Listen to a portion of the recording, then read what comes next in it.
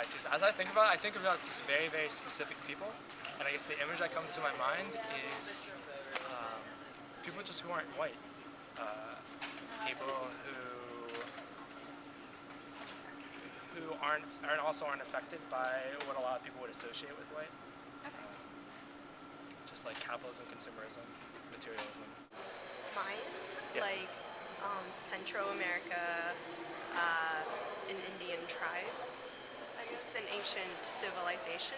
Yeah, that's not the other Not question. like- What do you like- think it means to be indigenous? Not like, your stereotypical, Right. spheres and, Mayan? Mayan. Wait, Mayan. Yeah. What's the Mayan? Mexico. Mexico! I learned about their gods, like Quetzalcoatl. Temples. Nothing much more than that. 2012, Mayan calendar. Images, I'd say pyramids, but what comes to mind is ancient civilizations of Central America. Stone pillars.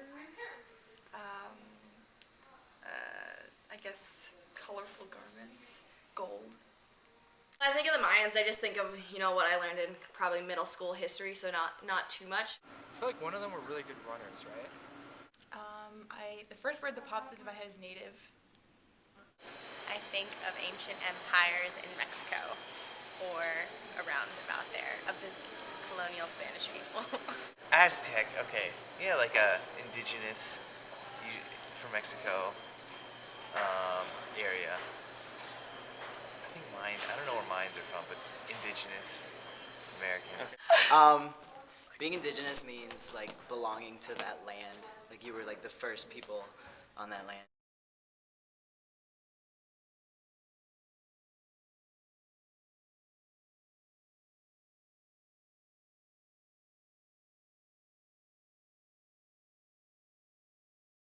Why? A series of drawings about it. I'm more of a pictorial person, so I respond better to images. Okay. Yeah.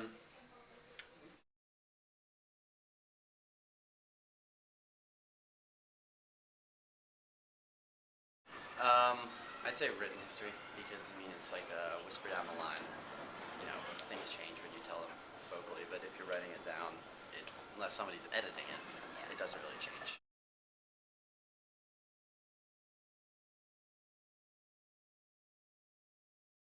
Yes, I think that testing things scientifically is a mode of communication and a way of standardizing things. So it's kind of like, we differ, across cultures with like language, with different understandings, but what we do have is that communication of like scientific inquiry. I think it's pretty important because then it lends weight to your argument and then it makes what you're trying to say more concrete. I think it's important because I like grounding my opinions in facts, so it's just like the scientific method is something that's solid. I think so because it makes it, obviously it's a lot of times you can never say that you proved an alternative hypothesis, you can just reject the null in favor of it, but all the same I think that having that rigor in terms of some of the understanding is very important, especially when you look at things like medicine. You want to be sure that you're doing certain things before you're injecting somebody with a certain drug. So I think it's important.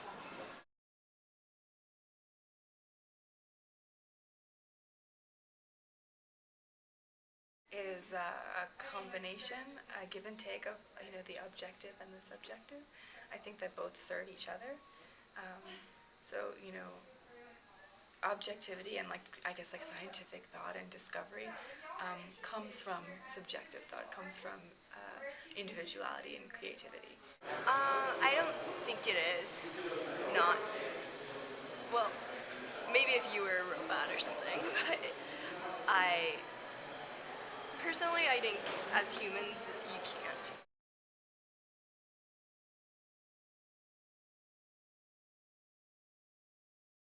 Yes.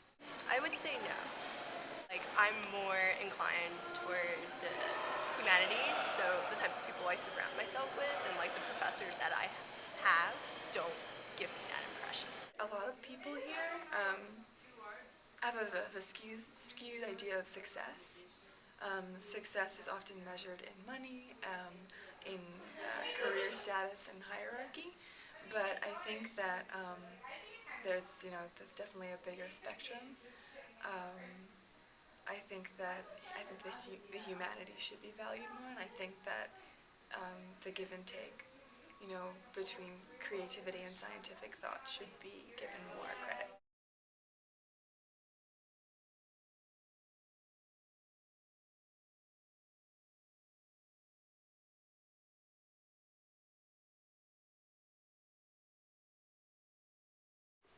I don't think so, no. I think it can be a big part of your experience at Duke if you make it that. I think there are a lot of different outlets and resources for you to get involved in a religious way on campus, but it's not a big part as a whole on campus.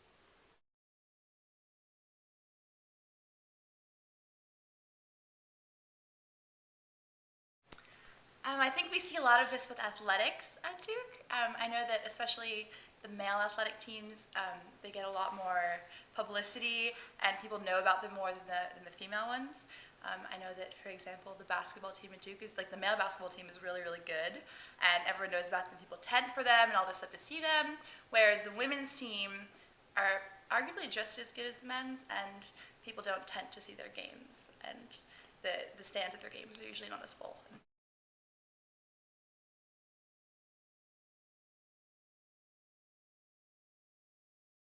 I think in general people are very competitive at Duke, and they'll approach things with more of a competitive advantage because people are looking to get the best grades or be the best on their sports team, so they, do what's right for them and not necessarily what's right for everyone.